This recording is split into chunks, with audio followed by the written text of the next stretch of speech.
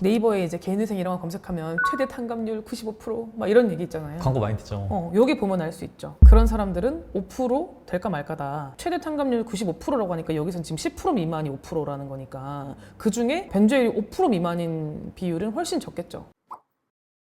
그 다음에 파산으로 조금 더 디테일하게 넘어가면 첫 번째 3페이지에 파탄 시기부터 파산 신청 시까지의 기간이 얼마나 걸리냐. 우리가 파탄 시기라고 하는 거는 예를 들면 사업 망했을 때 또는 재산 채무를 좀 평가했을 때 채무가 월등히 좀 넘어서는 그런 시기들, 그때를 우리가 파탄 시기라고 말을 하는데 동일연도라는 거는 이제 오래 망하고 오래 오시는 분들, 이런 분들의 비중이 점점 늘어나고 있죠. 옛날보다 망했을 때 바로 오시는 비율이 많이 높아졌다. 1년 이내에 오신 분들도 비율이 점점 늘어나고 있죠. 15%에서 19%까지 늘었고, 그게 점점 가다가 되게 이제 중간에 웃긴 통계가 6년에서 10년 사이에 오시는 분들이 17%에서 10%대 구간이잖아요. 이런 이제 분들이 한번 쭉 뛰었다가 21년 이상 이런 분들은 제가 아까 말했듯이 아직도 여전히 IMF 때 온다라고 말씀드렸는데, 되게 웃긴 얘기는 뭐냐면 21년이면은 소멸돼도 벌써 소멸됐을 시간이잖아요. 근데 여전히 그 채권이 이제 살아있다. 그래서 정부에서는 이런 거를 삼각하는 일들을 많이 해요. 채무를 없애주는, 그러니까 매입해서 없애주고 감면해주고 이런 작업들을 많이 하는데, 그래도 여전히 24년도에도 전체 통계 중에서 9.78이면 거의 10%인데 10%나 되는 분들이 20년 넘게 시달리다가 이제 오시는 분들이 있다. 그만큼 오랫동안 고통을 받으시는. 그럼 또 반대로 얘기하면은 빨리 정리하지 않으면 20년 동안 이렇게 정말 지옥처럼 살 수도 있다. 그리고 파탄 원인, 저희가 제일 많이 보는 거는 실직, 사업 실패, 그 다음에 사고, 의료비 같은 경우에 이제 가족들이 갑자기 이제 아프게 될 때 그게 대비가 안 되는 가정들이 너무 많고, 투자 실패 이런 것들도 이제 문제가 될 수 있고. 이거 되게 재밌는 통계인데, 파탄 원인 중에 도박, 사치 등 낭비가 있어요. 근데 이게 비율이 비슷하죠. 0.3% 뭐 이 정도 되는데 지금도 0.3% 좀 되고, 여기서 도박, 사치 등 낭비가 있기도 하지만 중요한 건 채무자 회생 및 파산에 관한 법률에서 도박, 사치 등 낭비는 파산을 신청할 수 없는, 그러니까 파산 면책이 안 되는 사유 중에 하나로 평가를 받고 있어요. 그러니까 만약에 도박을 하고 저한테 이제 개인 파산을 하러 오시면 도박, 사치 이것 때문에 파산이 안 될 수도 있다라고 저희는 반드시 이제 고지를 해요. 그럼 통과된 사람은 뭘까요? 이게 지금 통계에 잡혔다는 거는 채무자가 이런 행위를 했다는 걸 법원이 인식하고 있다는 거거든요. 그러니까 도박을 아예 감추고 들어가는 것도 물론 힘들지만 어떻게 감췄다고 쳐요. 그럼 여기 안 잡힐 거 아니에요. 엄청 마이너한 경우인가? 규모가? 법원은 이건 거 자꾸 알려주면 안 되는데 알려주세요. 이게 잘못 알려지게 되면 도박해도 파산할 수 있다, 잘못 오해할 수도 있는데, 맞아요, 가능은 해요. 낭비, 사치 다 가능해요. 근데 이게 재량면책이라고 해서 사치가 있었지만 어쨌든 이 사람은 이걸 갚을 수가 없고 면책을 해주는 게 조금 낫겠다라고 법원이 판단하는 경우들이 있어요. 그런 경우에는 면책 불허가 사유가 있음에도 불구하고 면책을 시켜줘요. 그래서 그런 비율들이 여기에 이렇게 잡혀 있는 거예요. 형사에서 초범은 조금 형량 낮아지는 것처럼 도박도 초범이나 뭐 얼마 안 했다 이랬을 땐 좀 들어갈 확률도 있나요? 그런 거 당연히 반영이 돼요. 그러니까 도박 채무의 규모도 당연히 반영이 되고, 얼마나 뭐 오랜 기간을 했냐 뭐 이런 것도 반영이 되고, 사실 제일 많이 고려하는 건 뭐냐면 나이예요. 나이. 이거를 수습할 수 없는 나이에 오시면, 그러니까 예를 들면 젊은데 30대 도박하고 이렇게 오시면 너는 면책 풀어, 회생으로 다시 해서 할 수 있는 만큼 최대한 갚으세요 라고 할 가능성이 있는데요. 나이가 진짜 많아요. 한 70대인데 이제 이 사람을 기각시켜가지고 뭐 어떻게 하겠나 이런 생각이 들면 조금 더 통과되는 비율이 높은 것 같아요. 그 다음에 또 되게 신기한 통계 중에 하나가 보증 채무가 9%나 된다. 4년 연속으로 10%에서 살짝 낮아졌거든요. 근데 이게 그나마 낮아진 그 이유 중에 하나는 국가 그 기관들이 사업하시는 분들한테 돈을 빌려줄 때 원래는 연대보증 의무를 담아서 기존의 대출이 실행이 됐다면, 최근에는 그 연대보증 입보를 빼주면서 대출 실행을 하는 관행이 이제 몇 년 됐거든요. 그런 제도가 시행이 되면 그게 몇 년이 지나야 효과가 조금씩 나타나니까 이제 터진 분들의 비율이 이렇게 좀 줄어드는 추세에 있는 것 같아요. 근데 그러나 여전히 보증 채무를 부담하는 자의 비율이 전체 통계 중에서 9%나 된다. 이거는 단순히 내가 친구를 잘못 보증을 섰다는 그런 케이스들도 포함이 되겠지만, 회사를 운영하다가 잘 안 됐을 때도 다 여기 통계 잡히는 경우가 되겠죠. 그래서 여기서 제가 봐서 사업하는 비율보다는 사실 가족들이나 이렇게 연대보증 쓰는 비율이 되게 높은 것 같은데, 여전히 나의 원인이 아닌 타인의 이유로 같이 망가지는 경우들이 이렇게 높은 비율을 차지한다. 괜히 그런 막 남의 보증 쓰지 말라 이런 얘기가 실제로 이 숫자 보니까 딱 그렇기도 한데 좀 구조적인 문제도 있어요. 연대보증 입보를 하지 않으면 대출 실행이 좀 어려운 것들도 있죠. 얼마 전에도 제가 상담을 했었는데, 남편 사업하는데 아내분 채무까지 넣어가서 둘 다 신불자로 지금 10년 가까이 살고 계신 분들이 있었거든요. 우리가 좀 상식적으로 볼 수 있는 거는 생활비 지출 증가가 물론 전체 통계 중에서는 지금 비율이 조금씩 줄어들고는 있는데요. 여기서 거의 한 50% 가까이가 생활비 지출 증가. 그러니까 물가가 오르는 거에 비해서 임금이 천천히 오르니까 그게 계속 여기에 통계에 계속 반영되어 있는 거죠. 투자 실패가 21년도에는 2%였는데 갑자기 22년도부터 11%가 되더니 이게 지금 10%대를 유지하고 있다는 그런 통계가 지금 좀 약간 흥미로운 통계죠. 와, 21에서 22에서 확 뛰었네요. 코인 코인으로 투자를 실패하신 분들 영끌족의 등장. 코로나 이전의 시기에는 월급의 몇 배씩을 빌려가지고 마이너스 통장 끼고 완전 영끌해가지고 투자를 하는 그런 문화가 좀 없었던 것 같아요. 물론 뭐 완전히 그런 사람들이 없었다는 게 아니라 그게 트렌드가 될 때까지는 정도까지는 아니었던 것 같아요. 근데 부동산이건 주식이건 뭐든 영끌해가지고 어떻게든 하겠다는 것 자체가 사회적으로 좀 문제가 되기 시작한 게 요때쯤이고, 그래서 이 통계가 되게 웃긴 게 뭐냐면 요때 뭐가 나왔냐면은 서울회생법원에서 코인을 손실 반영하지 않겠다는 그게 나왔잖아요. 2022년도 아마 6월쯤으로 기억하는데 서울회생법원에서는 통계를 이렇게 보니까 너무 심각한 거죠. 이거 지금 다 만약에 내버려두면 안 되겠다. 네, 이걸 청산가치 잡아버리면 회생을 거의 못하는 수준에 이르니까 이렇게 된 건데, 그러니까 저는 그럴 거라고 생각을 했어요. 아, 이게 지금 이렇게까지 심각하니까 회생법원에서 이런 선제적인 조치를 취하는구나 라고 생각을 했는데, 아니나 다를까 지금 이렇게 보니까 2022년도부터 5배 늘었잖아요. 5배, 6배 늘었잖아요. 이런 이제 문제가 있었다는 거죠. 여기 채무 총액이 아까 총계에서는 간이하게 나왔는데 여기 보시면 이제 10억 원이 넘어가는 채무 비율이 꽤 되죠. 고액이 조금 더 늘고 있는 추세거든요. 적은 금액으로는 잘 안 오시고 이제 점점 금액이 커진다. 이거는 자산 가치의 상승과도 연관이 되어 있죠. 전체적으로 자산이 늘어난다는 거는 채무도 늘어나는 거잖아요. 채무 총액은 점점 늘어날 수밖에 없어요.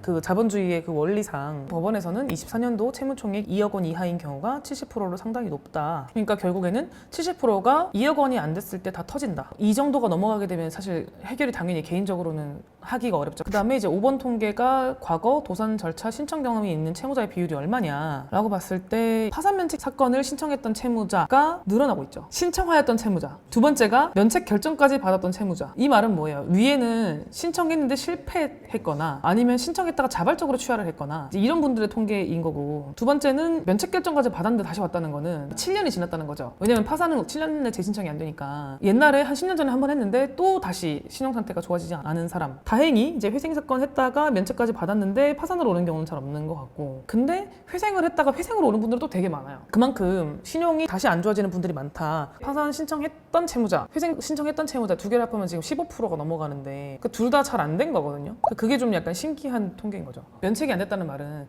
파산자의 지위에 있지만 면책을 못 받은 분들일 수 있는 거고, 또는 어떤 경우에 취하라냐면 법원에서 이만큼 내라고 해요, 서류를. 근데 저희는 이거 준비해서 냅시다 이렇게 하거든요. 근데 이게 지금 2단계에서 보정이 제대로 안 되면 채무자들이 겁먹고 취하는 경우들도 있어요. 다시 어쨌든 신청을 한 분들의 비율이 이렇게 높으니까 이분들이 다 통과가 돼야 되는데 우리를 만났으면 통과가 되겠죠. 그 다음에 연령대는 당연히 60세 이상이 비율이 좀 꽤 많이 높다, 이렇게 마무리하고, 성별에 따른 채무자의 비율이 남성, 여성이 21년도에는 61대 38이었다가 24년도에 56대 43으로 바뀌었잖아요. 여성들이 사회적으로 진출하는 비율이 높다 보니까 통계들이 점점 맞춰지고 있죠. 그리고 부양가족의 경우에도 1인이 당연히 비율이 높지만 1인 초과하는 비율도 점점 줄어드는 걸 봤을 때는 부양가족이 점점 줄어드는 어떤 현상과도 비슷한 것 같고, 그 다음에 추가 생계비가 있는 경우, 그러니까 기본적으로 제가 아까 말했던 1인 가구의 생계비, 2인 가구 생계비, 그거는 말 그대로 누구나 인정받을 수 있는 생계비를 말하는 거고, 그 외에 추가 뭐 교육비나 의료비나 이런 것들이 있는 경우에 추가 소명을 해가지고 생계비를 인정받는 경우들이 있고, 산출 근거나 인정 근거가 다 회생법원에 이제 정리되어 있는 매뉴얼이 있어요. 그래서 그것에 따라서 신청하는 비율이 요노되는 건데, 서울회생법원 같은 경우에는 25%나 되는 비율이 추가 생계비를 인정받고 있다. 그 말은 뭐냐면 주거비가 높다는 거예요. 그러니까 1인 가구 생계비라는 거는 그 안에 주거비가 원래 포함되어 있거든요. 그걸 벗어나는 정도의 주거비를 부담하는 인구들이 그만큼 많다, 특히 서울에는. 그 다음에 추가 생계비 인정 범위가 10만 원 미만의 비율이 이제 제일 많고, 그 다음에 10만 원, 20만 원, 30만 원에서 100만 원 이상도 꽤 있다라고 하잖아요. 추가 생계비 인정 범위가 넓다는 말은 그만큼 대리인의 업무 범위에 따라서 인정되는 금액들의 차이나 이런 것들이 있을 수 있다는 거를 반영한과 동시에 통계적인 격차라고 해야 되나요? 서울 같은 경우에는 주거비도 높고 생활비도 높은 그런 구조지만 지방으로 갈수록 조금 더 적잖아요.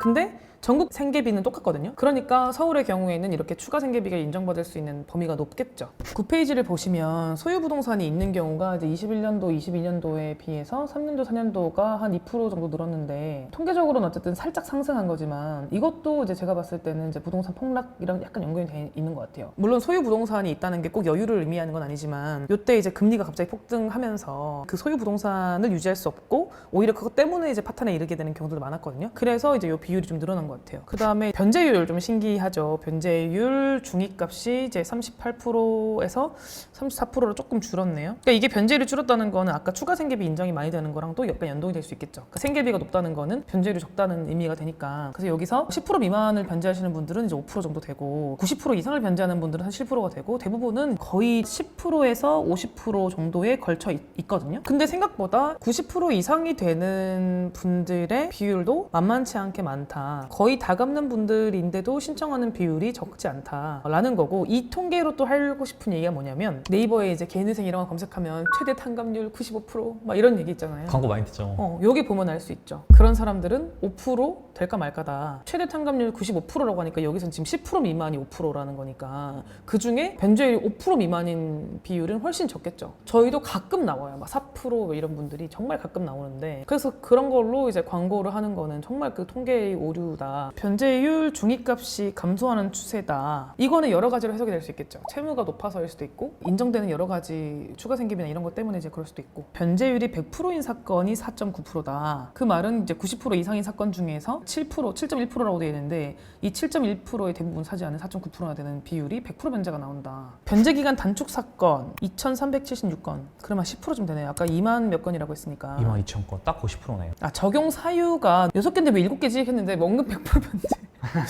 이거는 단축 기간 단축 사건이 아니잖아요. 이거는 다 갚으니까 그런 거잖아. 그러니까 예를 들면 어떤 경우에 변제 기간이 막 15개월 이렇게 나오는 분들이 있어요. 소득이 높은데 채무가 적으신 분들, 이런 분들은 이제 이렇게 나올 수가 있거든요. 또는 이제 한 2천만 원, 3천만 원 가지고 좀 일찍 오신 분들, 20대에서 일찍 오신 분들, 이런 분들은 이제 변제 기간을 짜면 되게 짧게 나오거든요. 이것도 되게 재밌는 게 청년 비율이 거의 대부분이죠. 60% 이상이고, 되게 웃긴 거는 단축 기간이 최대 24개월까지거든요. 근데 평균이 25개월이고 다른 통계는 26개월이고 이래요. 근데 저희는 24개월 이상 나오는 거는 저는 못 봤거든요. 저희는 24개월 신청해서 거의 다 받아들여준 것 같아요. 아마 그리고 통계가 지금 25개월, 6개월인 거 보니까 다른 데도 대부분 인정받은 것 같은데, 뭐 특정 특수 사유가 있는 분들이 1개월, 2개월씩 이렇게 늘어났던 게 아닌가 싶고, 특히 이거는 회생이니까 중증 장애인 이런 분들이 이제 회생하는 비율보다는 파산 비율이 훨씬 높으니까 지금 여기 들어오시는 분들이 거의 없는 것 같고, 그 다음에 65세 이상 노인 같은 경우에도 보통 2 이상이 되시는 분들 중에 일을 하시는 분들의 비중이 낮으니까 5%밖에 안 되는 것 같고, 여기서 한 가지가 빠진 게 3명 이상의 미성년 자녀 양육자예요. 이게 바뀌었거든요. 2인 이상 자녀로 바뀌었어요. 근데 보면은 또 이 비율도 되게 낮네? 이게 이 정도로 낮다는 거는 다자녀가 적다고 볼 수도 있는데 단축 신청을 안 한 것 같아요. 0.6%가 나오는 거는 조금 이상하거든요. 지금 사실 원금 100%가 25%이기 때문에 이걸 빼면은 거의 90% 이상이 30세 미만. 그러니까 30세 미만 청년들의 경우에는 자기도 알아요. 2년 단축이 가능하다는 걸 본인도 알고 너무나 흔하게 알려져 있는데,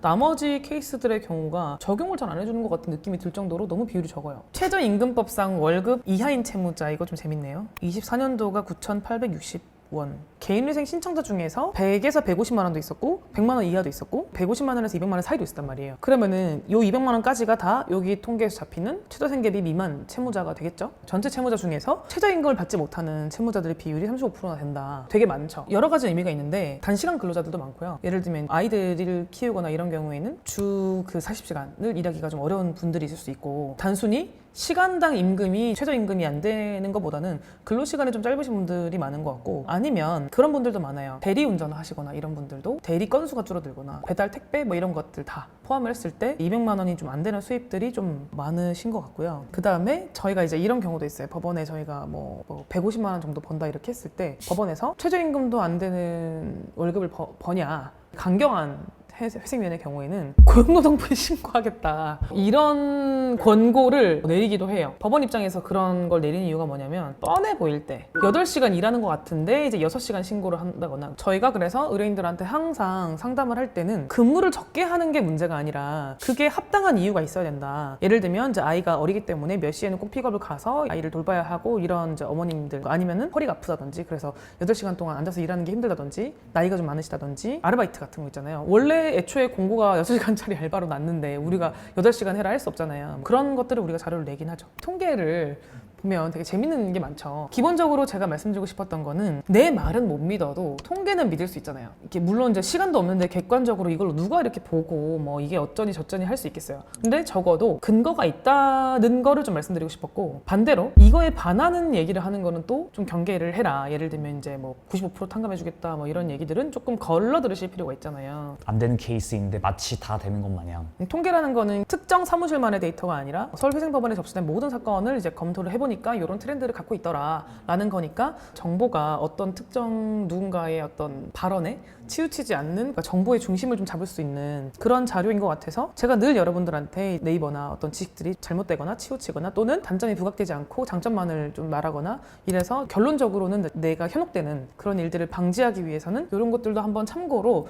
알고 계시는 게 좋을 것 같다. 뭐 통계를 다 회생법원 사이트에 들어가서 이걸 들여다보실 필요는 없고, 그냥 저희 영상에서 제가 방금 다 말씀드렸으니까 이런 내용들만 좀 참고하시면 될 것 같고, 아마 25년도에는 이런 통계의 트렌드가 조금 더 심화되지 않을까라고 생각을 하고 있어요. 근데 이런 보고서를 보니까 회생위원들이 그동안 어떤 업무 수행 결과 보고서의 그런 형식이나 내용이 좀 정형화되지 않아서 이런 거를 딱 냈다 뭐 이런 내용이 있더라고요. 회생위원이 작성하는 업무 수행 결과 보고서라는 게 언제 올라가냐면, 신청서 제출하고 이렇게 몇 번의 보정을 거친 후에 업무 수행 결과 보고서가 올라가면 게시가 나와요. 그러니까 업무 수행 결과 보고서는 게시 직전에 판사님한테 회생위원이 올리는 보고서예요. 그러니까 결국에는 종합 보고서인 거죠. 대부분은 그 이후에 수정되는 경우는 있지만 어쨌든 이게 거의 대부분 최종이거든요. 기재 형식이나 내용이 다양한 거는 법원이 그냥 이거를 일원화하면 되는 거니까 이거는 별로 문제가 아닌 것 같고, 19년도에 TF가 출범을 했잖아요. 지금 한 이제 6년 정도 된 건데 사실 많이 통일화 됐어요. 회생위원들의 그런 업무 매뉴얼이나 이런 것들도 많이 통일화가 됐는데 여전히 그렇지 않은 부분도 있거든요. 그래서 저희가 어떨 때가 있냐면, 법원마다 다 차이가 있는 거는 워낙 꾸준히 얘기를 해왔고 같은 법원 안에서도 재판부마다 스타일이 조금씩 다르거든요. 그래서 저희가 역으로 이용할 때도 있어요. 저 법원에서는 이거 받아줬는데 너희는 왜 안 받아주냐, 뭐 이런 거? 그럼 우린 누구 따라서 해야 되냐? 물론 그걸 다 받아주는 건 아니에요. 근데 어쨌든 우리 입장에서도 그렇고 재판도 판사님에 따라서 결과가 다를 수도 있겠지만 그것보다 편차가 조금 더 심한 것 같아요. 근데 제가 느끼는 거는 과거 완전 옛날에 비해서는 평균치가 어느 정도는 좀 있다. 대신에 어떤 데이터가 있냐면, 저희한테 좀 웃기지만 회생위원마다의 스타일이 다 정리돼 있어요. 그러니까 누구누구는 보정 권고를 이런 스타일로 내린다. 어느 법원은 또 어느 재판부는 이런 거 많이 물어본다. 네, 그렇습니다. 그래서 요 내용이 어떤 부분들은 불필요한 내용일 수도 있고 어떤 부분들은 이제 여러분들의 생각을 조금 더 강화하는 그런 계기가 될 수도 있을 것 같은데, 아무튼 작년에는 요러했다라는 거를 좀 참고로 재미 삼아서 한번 확인해 두시는 것도 좀 필요할 것 같다, 이런 말씀을 좀 드리고 싶었습니다. 네, 감사합니다.